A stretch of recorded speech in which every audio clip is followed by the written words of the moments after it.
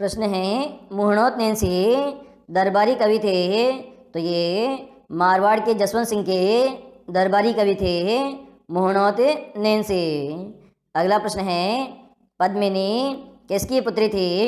तो ये सिंहल द्वीप के नरेश गंधर सेन की पुत्री थी, जिनका विवाह चित्तौड़गढ़ के राजा रतन सिंह के साथ हुआ था।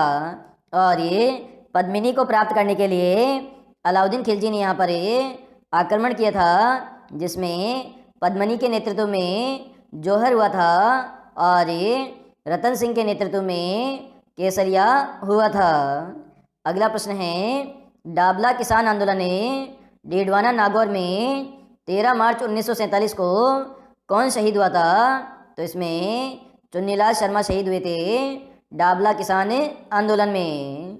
अगला प्रश्न है, राजस्थान की वह एकमात्र रियासत कौन सी थी जिसने अपने राज्य में पूर्ण उत्तरदायी शासन स्थापित करने के लिए 14 अगस्त 1947 को ही कर दी थी? तो शाहपुरा रियासत थी, जहाँ पर 14 अगस्त को ही पूर्ण उत्तरदायी शासन लागू कर दिया गया था। अगला प्रश्न है, सोरठा, छंदे और मान रागे जिस बोली की शिल्पगत विशेषताएं हैं वह है? तो ये आपके मारवाड़ी बोली की शिल्पगत विशेषताएं हैं सोरठा, छंदे और मांडराग। अगला प्रश्न है, संत दादू दयाल का जन्म कहाँ हुआ था? तो इनका जन्म अहमदाबाद में हुआ था, जो कि गुजरात में स्थित है, और वर्तमान में नरेना जो जयपुर में स्थित है वहाँ पर दादू दयाल जी की प्रमुख पीठ स्थापित है। अगला प्रश्न है, 7 देवियों की सम्मिलित प्रतिमा को क्या कहते हैं? तो इन्हें ढाला कहते हैं, 7 देवियों की सम्मिलित प्रतिमा को। अगला प्रश्न है, किस ख्याल का रूप ओपेरा जैसा है जिसके प्रवर्तक लच्छी राम जी है? तो ये कूचामणि ख्याल है, जिसके प्रवर्तक लच्छी राम जी है। अगला प्रश्न है, रंगमंच पर कविता रचनाओं को खेल तमाशे के रूप में प्रस्तुत करना मंचीय नाटक का कौन सा रूप है? तो ये ख्याल का रूप है, जिसमें रचनाओं को खेल तमाशे के रूप में प्रस्तुत किया जाता है। अगला प्रश्न है, फड़ है, तो फड़ एक कपड़े के ऊपर लोक देवी देवताओं के जो साहित्य है उसका चित्रण किया जाता है, उसे हम फड़ कहते हैं। अगला प्रश्न है, तमाशा लोक नाट्य जिसके प्रमुख कलाकार वंशीधर भट्ट है, यह किसके शासनकाल में प्रारंभ हुई थी? तो जयपुर के राजा प्रताप सिंह के शासनकाल में शुरू हुई थी तमाशा लोक नाट्य। अगला प्रश्न है, एशिया की सबसे बड़ी तोप किस जिले में स्थित है? तो ये आपके जयगढ़ किले में स्थित है एशिया की सबसे बड़ी तोप, जिसका नाम क्या है? जयबान तोप इसका नाम है। अगला प्रश्न है, राजस्थान में कुबड़पट्टी कहाँ स्थित है? तो ये आपके अजमेर नागौर में स्थित है कुबड़पट्टी। अगला प्रश्न है, राजस्थान में कौन सी संवर्षा रेखा विभक्त करती है? तो 50 सेमी की संवर्षा रेखा है, जो कि राजस्थान को 2 भागों में बांटने का कार्य करती है। इसके अलावा शुष्क मरुस्थल और अर्ध शुष्क मरुस्थल को 2 भागों में बांटने का कार्य 25 सेमी की संवर्षा रेखा करती है। अगला प्रश्न है, मारवाड़ में दामनी क्या है? तो दामनी क्या है? ओढ़नी का एक प्रकार है जिसे महिलाएं ओढ़ती है। अगला प्रश्न है, राजस्थान में गुड़ला त्यौहार मनाया जाता है, तो ये मारवाड़ क्षेत्र में मनाया जाता है गुड़ला त्यौहार, और ये चैत्र कृष्ण अष्टमी को मनाया जाता है। जिस दिन हमें बासुड़ा बनाते हैं उसी दिन ये त्यौहार मनाया जाता है। अगला प्रश्न है, रामानाथा छज्जू और सैफू चित्रकला की किस शैली से संबंधित है? तो ये सभी जोधपुर चित्रशैली से संबंधित है, रामानाथा छज्जू और सैफू। अगला प्रश्न है, अरावली क्षेत्र में वर्षा का वार्षिक औसत है? तो 80 सेमी है वर्षा का वार्षिक औसत। अगला प्रश्न है, कठपुतली बनाने के लिए किस वृक्ष की लकड़ी का उपयोग किया जाता है? तो इसमें आड़ू वृक्ष की लकड़ी का प्रयोग किया जाता है।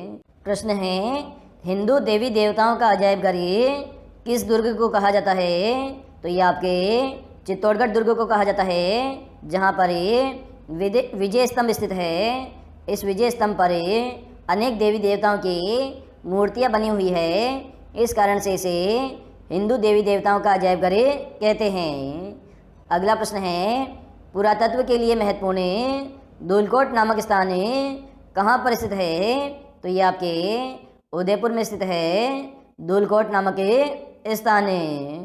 अगला प्रश्न है, पुरातत्व के लिए महत्वपूर्ण स्थान सोथी कहाँ स्थित है? तो ये आपके बीकानेर जिले में स्थित है, सोथी पुरातात्विक स्थल। प्रश्न है, राष्ट्रीय बीजीय मसाला अनुसंधान केंद्र कहाँ स्थित है? तो ये आपके तबीची अजमेर में स्थित है, जो कि केंद्र सरकार के द्वारा संचालित बीजीय मसाला अनुसंधान केंद्र है। अगला प्रश्न है, शुष्क वन अनुसंधान संस्थान कहाँ स्थित है? तो ये जोधपुर जिले में स्थित है, शुष्क वन अनुसंधान संस्थान। अगला प्रश्न है, रूपायन संस्थान कहाँ स्थित है? तो ये बोरुंदा जोधपुर में स्थित है, रूपायन संस्थान। अगला प्रश्न है, जैसलमेर के पालीवाल ब्राह्मणों द्वारा विकसित मौलिक परंपरागत वर्षा जल संचयन की पद्धति का नाम है। तो इसका नाम है खड़िन वर्षा जल संग्रहण पद्धति है। प्रश्न है, गाय के गिर नस्ल का प्रजनन केंद्र स्थापित है? तो ये आपके रामसर अजमेर में स्थापित है, गिर नस्ल का प्रजनन केंद्र। अगला प्रश्न है, राजस्थान के किस अभ्यारण्य में हिमालय के बाद सर्वाधिक औषधियाँ उपलब्ध है? तो ये आपके सीता माता अभ्यारण्य में है, हिमालय के बाद में सबसे ज़्यादा औषधियाँ। अगला प्रश्न है, अलवर को राजस्थान का स्कॉटलैंड किस कारण से कहा जाता है? तो शराब उत्पादन के कारण अलवर को राजस्थान का स्कॉटलैंड कहते हैं। अगला प्रश्न है, जयपुर के किस शासक के काल में जयपुर की चित्रकला में विदेशी प्रभाव आया था? तो शासक थे जगत सिंह, इनके शासनकाल में चित्रकला में विदेशी प्रभाव आया था। अगला प्रश्न है, अलवर के किस शासक के काल में कामशास्त्र पर आधारित चित्र सर्वाधिक बने थे? तो ये शिवदान सिंह के शासनकाल में बने थे, कामशास्त्र पर आधारित चित्र।